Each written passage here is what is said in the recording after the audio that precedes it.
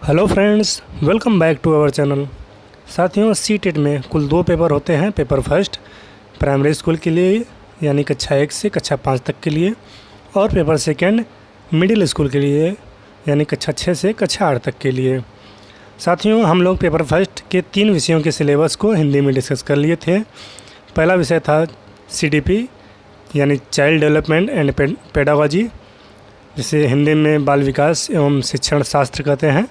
दूसरा विषय था मैथमेटिक्स यानी गणित, और तीसरा विषय था हमारा पर्यावरण यानी इन्वायरमेंटल स्टडीज़। साथियों, अब तक हम लोगों ने केवल सिलेबस पर चर्चा किया था। आज से हम लोग सिलेबस के अंदर जो विषय वस्तु हम लोगों को पढ़ना है उस पर विस्तृत रूप से चर्चा करेंगे। तो आज हम लोग पहला विषय उठाते हैं पर्यावरण। आज हम लोग पर्यावरण के कुछ विषय वस्तु को अच्छे ढंग से पढ़ेंगे, देखेंगे पर्यावरण में कहाँ कहाँ से प्रश्न आते हैं, उस पर चर्चा करेंगे, और पर्यावरण में जो जो पढ़ना है उसको आज अच्छे ढंग से पढ़ेंगे। तो चलिए वीडियो शुरू करते हैं। साथियों, सीटेट में जो पर्यावरण का सिलेबस है उसको 2 भागों में बांटा गया है। पहला भाग कंटेंट आधारित प्रश्न यानी कक्षा 3 से कक्षा 5 तक का NCERT बुक जो चलता है पर्यावरण का, उसमें से प्रश्न होंगे, और दूसरा भाग पेडागॉजिकल इशू यानी शिक्षण शास्त्र से संबंधित प्रश्न होंगे। दोनों भाग में 15-15 नंबर के प्रश्न पूछे जाएंगे। साथियों, पहले भाग में हम लोगों को जो विषय वस्तु पढ़ना है उसमें से पहला विषय वस्तु है हम लोगों का परिवार और मित्र। इसी परिवार और मित्र में हम लोगों को 4 टॉपिक और पढ़ना है। रिश्ते यानी आपसी संबंध, काम और खेल, जानवर और पौधे। इसके बाद हम लोगों का मुख्य विषय वस्तु है भोजन, फिर पानी, उसके बाद आवास और यात्रा, फिर चीज़ें जो हम बनाते हैं और करते हैं, इन सबको पढ़ना है। साथियों, इस तरह हम लोगों को कुल 10 विषय वस्तु को पढ़ना है। इन 10 विषय वस्तुओं को 6 मुख्य थीम और 4 उप थीम में बांटा गया है। पहला मुख्य थीम है हमारा परिवार और मित्र। ये परिवार और मित्र कक्षा 3 से कक्षा 5 तक का जो NCERT बुक है उसमें जितने भी इससे संबंधित प्रश्न होंगे वहीं से पूछे जाएंगे। और फिर अगला मुख्य थीम हम लोगों का भोजन यानी कक्षा 3 से कक्षा 5 तक का NCERT जो बुक है पर्यावरण का, उसमें से संबंधित प्रश्न पूछे जाएंगे। और अगला विषय वस्तु हम लोगों का है पानी यानी ये मुख्य थीम है। तो कक्षा 3 से कक्षा 5 तक का NCERT बुक जो चलता है पर्यावरण का, उसी में से पूछा जाएगा प्रश्न। और इसी तरह आवास और यात्रा और चीज़ें जो हम बनाते हैं और करते हैं, ये सभी विषय वस्तु एक एक मुख्य थीम है। ये सभी मुख्य थीम आपको कक्षा 3 से कक्षा 5 तक का जो NCERT बुक चलता है उसी में से प्रश्न पूछे जाएंगे। साथियों, फाइनल निष्कर्ष यही है कि हम लोगों को कक्षा 3 से कक्षा 5 तक का पर्यावरण का जो NCERT बुक है वही पढ़ना है। तो आज की इस वीडियो में हम लोग कक्षा 3 का पर्यावरण का NCERT बुक पढ़ेंगे। यदि वीडियो लंबा होता है तो कुछ चैप्टर को आज पढ़ेंगे और बाकी चैप्टर को अगले वीडियो में हम लोग पढ़ेंगे। तो चलिए शुरू करते हैं। साथियों, कक्षा 3 में जो पर्यावरण का किताब है उसका नाम है आसपास। ये NCERT बुक है। इसमें कुल 24 चैप्टर हैं यानी 24 पाठ हैं। पहला चैप्टर है डाल डाल पर ताल ताल पर। इसमें एक छोटा सा कहानी है। इस कहानी के आधार पर नीचे कुछ प्रश्न दिए गए हैं जिनको हल करना है। इस प्रकार कुल 24 चैप्टर हैं जिसमें से 24 प्रकार की कहानियाँ हैं। इन कहानियों के आधार पर नीचे कुछ उनके प्रश्न दिए गए होंगे जिनको हल करना है। साथियों, सीटेट के अंतर्गत जो सिलेबस दिया गया है पर्यावरण का, उनको 6 मुख्य थीमों में बांटा गया है। इस तरह कक्षा 3 का पर्यावरण का जो NCERT बुक है जिसके अंतर्गत 24 चैप्टर हैं, इन 24 चैप्टर्स यानी 24 पाठों को 6 मुख्य थीम तथा 4 उप थीम के अंतर्गत बांटा गया है। पहला चैप्टर है जो डाल डाल पर ताल ताल पर। पहले मुख्य थीम के जानवर नामक उप थीम के अंतर्गत आता है, यानी इस चैप्टर में जानवर से संबंधित प्रश्न होंगे। साथियों, यदि मैं हर एक पाठ को लाइन बाय लाइन पढ़ूंगा और इसके अभ्यास प्रश्न को हल कराऊंगा यानी बताऊंगा, तो इस तरीके से हमारा समय बहुत ज़्यादा चला जाएगा जिसका कोई मतलब नहीं है और वीडियो भी काफ़ी लंबा बनेगा। इसलिए मैं सोच रहा हूँ हर एक चैप्टर के समरी को मैं बता दे रहा हूँ और इसके अभ्यास प्रश्न को हल करा दे रहा हूँ। इससे हम लोगों का समय भी बचेगा और हमारा काम भी निकल जाएगा और हमारी तैयारी भी कंप्लीट हो जाएगी। तो साथियों, आइए इस चैप्टर के समरी को समझते हैं और इसके अभ्यास प्रश्न को हल करते हैं। इस तरीके से सभी चैप्टर्स के समरी को देखेंगे और इसके अभ्यास प्रश्न को हल करेंगे। तो आइए पहले चैप्टर्स को देखते हैं और समझते हैं। इस कहानी का सारांश है, इस कहानी में एक पूनम नाम की लड़की है जो अपनी माँ से कहती है, माँ मुझे स्कूल जाने दो। उसकी माँ उसे डांट देती है और कहती है, तुम्हें अभी बुखार है, स्कूल नहीं जाना है, तुम जाओ अभी आराम करो। पूनम चारपाई लेकर एक पेड़ के नीचे जाती है और सो जाती है। कुछ समय बाद उसके गाल पर उसे कुछ बिट महसूस होता है, जो कि पेड़ पर बैठे पक्षी उसके गाल पर बिट कर देते हैं। पूनम सोचती है कौन सा जानवर उसके ऊपर बिट किया है, हो सकता है कौवा या कबूतर। उसके बाद पूनम एक ज़मीन से पत्ता उठाती है और उसे पोंछ देती है। अच्छी तरीके से न पोंछ पाने के कारण पूनम सोचती है कि चल के तालाब में धो लूँ, और वह तालाब के पास जाती है और गाल को धो लेती है। इस तरीके से हमारा कहानी कंप्लीट हो जाता है। तो आइए इसके अभ्यास प्रश्न को हल कर लेते हैं। पहला प्रश्न है, पूनम पेड़ पर कौन कौन से जानवर देखती है? तो इसका उत्तर है कबूतर, गिलहरी, कौवा, बंदर, तितली, चींटी, तोता एवं कोयल। इतने जानवरों को पूनम पेड़ पर देखती है। फिर अगला प्रश्न है, पूनम ने तालाब पर किन किन जानवर को देखा? तो इसका जवाब है बकरी, कछुआ, बकुला, मेढक, भैंस इत्यादि।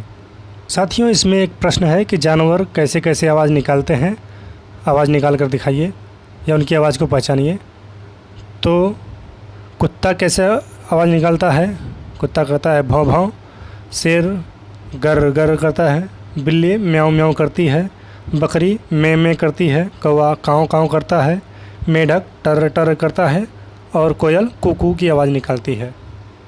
साथियों, अगला प्रश्न है जिसमें कुछ जानवर की विशेषताओं को बताना है कि उड़ने वाले जानवर कौन से हैं। तो उड़ने वाले जानवर हैं आपकी तितली, कबूतर, तोता इत्यादि। और चलने वाले जानवर कौन कौन से हैं? तो चलने वाले हैं गाय, भैंस, बैल, बकरी इत्यादि। रेंगने वाले जानवर कौन से हैं? गिरगिट, सांप, कछुआ इत्यादि। इसके बाद फुदकने वाले जानवर कौन से हैं? फुदकने वाले जानवर हैं मेढक, कंगारू, खरगोश इत्यादि। फिर पंख वाले जानवर कौन से हैं? तो पंख वाले जानवर हैं कबूतर, कोयल, गौरैया इत्यादि। उसके बाद पैर वाले जानवर कौन से हैं? गाय, बकरी, भालू इत्यादि। तो यही कुछ साधारण प्रश्न थे। अगला प्रश्न है, किसी पेड़ के नीचे कुछ देर बैठो, ध्यान से देखो पेड़ पर और उसके आसपास कौन कौन से जानवर दिखाई देते हैं। तो डालियों पर रहने वाले जानवर कौन कौन से हैं? तो साथियों, डालियों पर तोता, कौवा, बंदर इत्यादि रहते हैं। तने पर रहने वाले जानवर कौन कौन से हैं?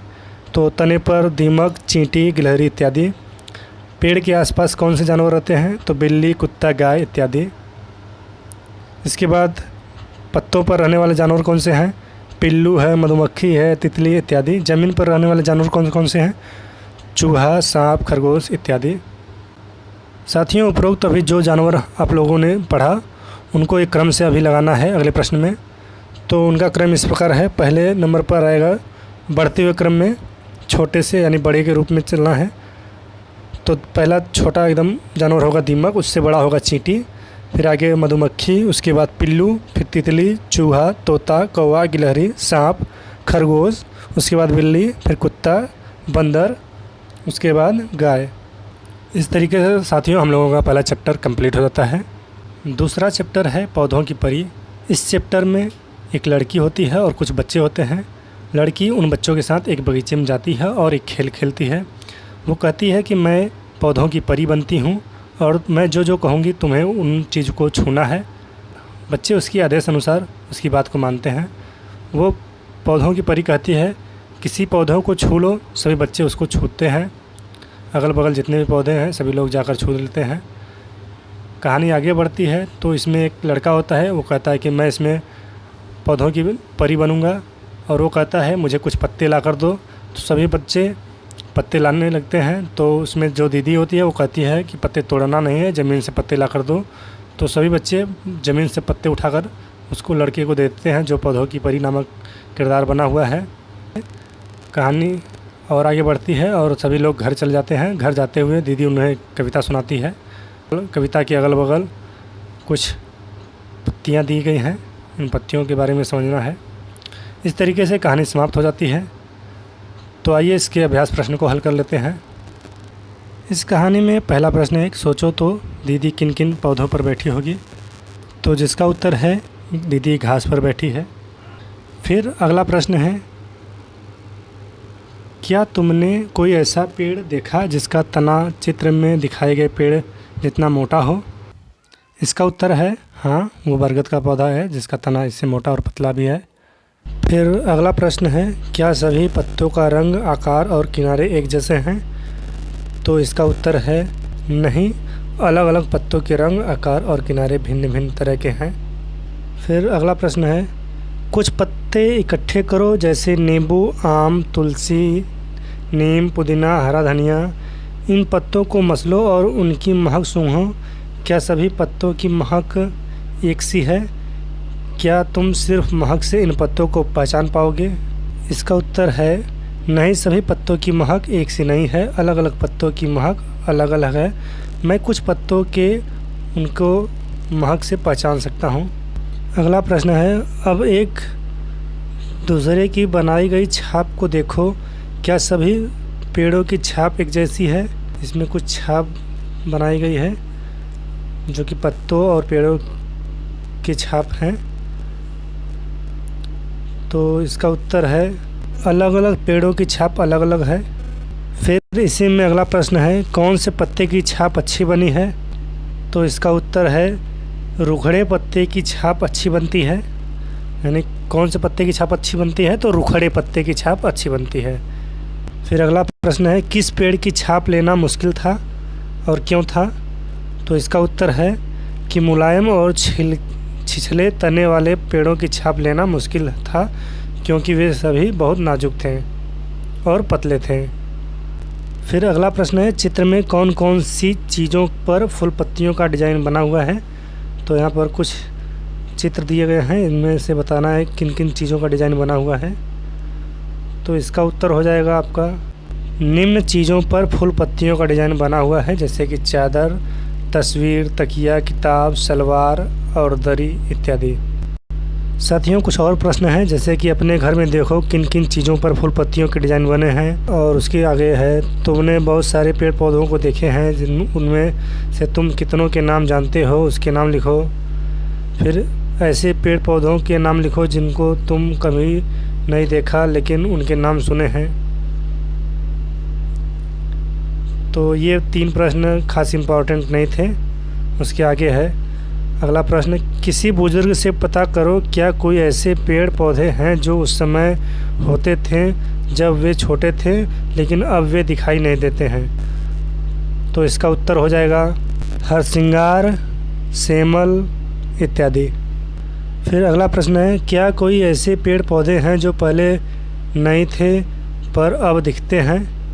तो इसका उत्तर हो जाएगा बोसाई, ट्यूलिप, विभिन्न रंगों के गुलाब आदि। इसमें कुछ आगे और प्रश्न हैं जो उतने खास इम्पोर्टेंट हैं नहीं, तो मैं इनको छोड़ रहा हूँ। ये चैप्टर भी हम लोगों का समाप्त हो चुका है। चलिए अब अगले चैप्टर में चलते हैं। साथियों, तीसरा चैप्टर है हमारा पानी रे पानी। इसमें एक कविता दी गई है, आप चाहें तो इस कविता को पढ़ सकते हैं। इस कविता के आधार पर कुछ नीचे प्रश्न दिए गए हैं। मैं डायरेक्ट उन प्रश्नों को हल कराऊंगा जो इसमें इम्पोर्टेंट प्रश्न होंगे, केवल उन्हीं को हल कराऊंगा। बाकी आप लोग खुद से जानते होंगे ऐसे प्रश्न को, तो मैं उनको हल नहीं कराऊंगा। तो आइए चलते हैं डायरेक्ट अभ्यास प्रश्न की तरफ। इसमें पहला प्रश्न है, क्या तुम पानी पर कोई कविता या गाना जानते हो? कक्षा में सुनाओ। तो इतना खास इम्पोर्टेंट ये प्रश्न नहीं है। अगला प्रश्न है, कविता में पानी से जुड़ी कौन सी आवाज़ों की बात की गई है? कुछ आवाज़ें तुम भी बताओ।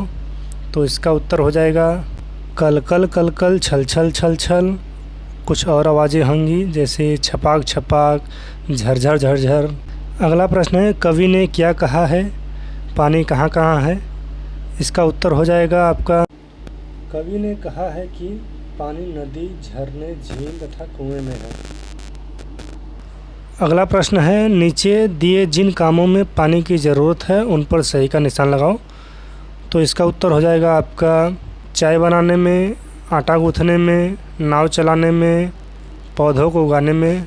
फिर अगला प्रश्न है, ऐसे 4 काम लिखो जो तुम पानी के बिना कर सकते हो।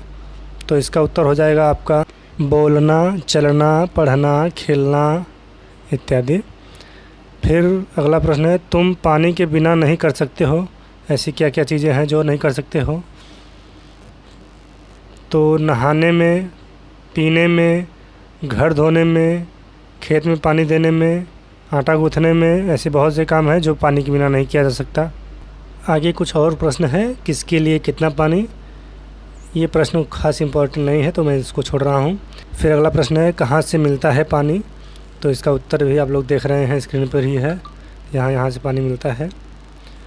फिर अगला प्रश्न है, क्या तुमने कभी ज़मीन में से गर्म पानी निकलते देखा है? अगर देखा है तो कहाँ देखा है? तो इसका उत्तर हो जाएगा, मैंने मणिकर्णिका घाट में ज़मीन से गर्म पानी निकलते देखा है। अगला प्रश्न है, क्या तुम्हारे गांव या शहर में कोई नदी बहती है? यदि हाँ तो उसका नाम बताओ या नाम लिखो। तो आप लोग जानते ही हैं। फिर अगला प्रश्न है, क्या तुम कुछ नदियों के नाम जानते हो? उसके नाम लिखो। तो आप लोग जानते ही हैं।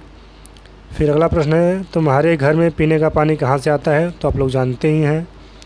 अगला प्रश्न है, क्या पानी लाने घर से दूर जाना पड़ता है? पानी लाने में कितना समय लगता है? आप लोग जानते ही हैं। क्या आसपास के सभी लोग वहीं से पानी लेते हैं? तो आप लोग जानते ही हैं। पानी को भर कर रखने की ज़रूरत क्यों पड़ती है? तो इसका उत्तर हो जाएगा, पानी नहीं आने पर, यानी अगर पानी नहीं है तो आप काफ़ी लंबे समय तक इस्तेमाल कर सकते हैं यदि आप भर के रखे रहेंगे तो। फिर अगला प्रश्न है, तुम्हारे घर के लिए पानी भरने का काम कौन कौन करते हैं? तो आप लोग जानते ही हैं। अगला प्रश्न है, क्या ऐसे भी कुछ लोग हैं जिन्हें वहाँ से पानी भरने नहीं दिया जाता है? तो आप लोग इसका उत्तर भी जानते हैं। आइए अब आगे बढ़ते हैं। अगला प्रश्न है, नीचे दिए गए चित्रों में से उनमें रंग भरो जिनमें तुम पानी भर कर रखते हो। तो आप लोग इसमें रंग भरेंगे, आप लोग जानते हैं इसको। फिर अगला प्रश्न है, तुम्हारे घर में यदि किन्हीं और चीज़ों में पानी भर कर रखा जाता है तो कॉपी में उनका चित्र बनाओ और नाम लिखो। तो आप लोग जानते हैं इसको। फिर चित्र में दिए गए सभी बर्तनों में यदि ऊपर तक पानी भरा हो तो किस बर्तन में सबसे कम पानी होगा, किस बर्तन में सबसे ज़्यादा पानी होगा, यह तुम कैसे कर सकते हो? आप लोग फिगर के आधार पर देख सकते हैं किस में पानी ज़्यादा होगा, किस में पानी कम है। तो पानी किस में ज़्यादा होगा, किस में कम होगा, इसमें एक छोटा सा कहानी दिया गया है। उस कहानी के आधार पर आप एक प्रश्न पूछा जाएगा जो कि खास इम्पोर्टेंट नहीं है। तो आइए आगे बढ़ते हैं। अगला प्रश्न है, इनमें से जो अलग है उस पर गोले का निशान लगाओ और बताओ क्यों। तो पहला प्रश्न है, नदी, पहाड़, तालाब, नल, सोता, इसमें से कौन सा अलग है? तो इसमें से पहाड़ आपका अलग होगा, क्योंकि नदी, तालाब, नल, सोता ये सभी पानी के स्रोत हैं और पहाड़ जो कि पानी का स्रोत नहीं है। फिर अगला प्रश्न है, नहाना, कपड़े धोना, तैरना, कंघी करना, आटा गूँथना, इसमें से कौन सा अलग है? तो आप बताएंगे कंघी करना, चूँकि इसमें पानी का इस्तेमाल नहीं होता है, बाकी सब चीज़ों में पानी का इस्तेमाल होता है। अगला प्रश्न है, मछली, बत्तख, बंदर, मगरमच्छ, कछुआ, तो इसमें कौन सा अलग है? तो बंदर इसमें से अलग हो जाएगा, क्योंकि सभी बंदर को छोड़कर सभी पानी में रहने वाले जानवर हैं। फिर अगला प्रश्न है, कार, नाव, बस, रेलगाड़ी, साइकिल, इसमें कौन सा अलग है? तो इसमें नाव अलग होगा, क्योंकि ये पानी में चलता है, बाकी सभी सड़क पर चलते हैं।